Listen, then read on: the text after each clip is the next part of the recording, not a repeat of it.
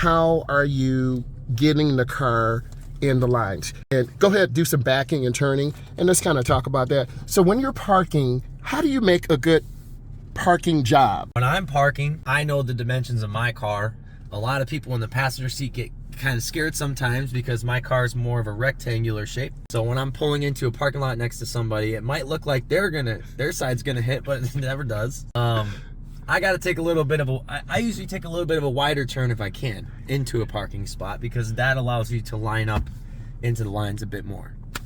Okay, can you hit some stall parking maneuvers, please, for us? Yeah. So when I'm looking at when I back up, I'm looking at I'm looking at my backup camera, right? I'm looking at these green lines, these yellow lines, and these red lines, right? So these green lines and yellow lines and red lines are guiding me perfectly into this parking spot, and I know exactly when to stop. What is that noise? Tell me about that noise. That noise is my bumper telling me, hey, you're getting close to the curb.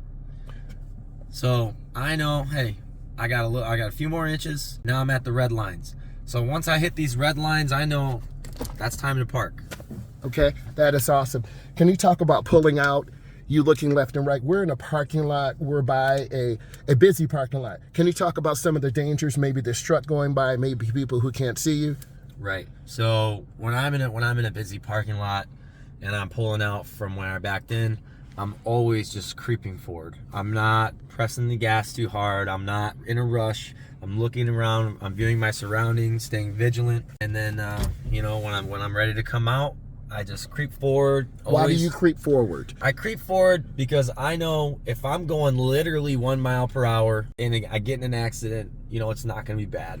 And plus, if I hit the gas and I go forward and somebody's in my blind spot, I get T-boned.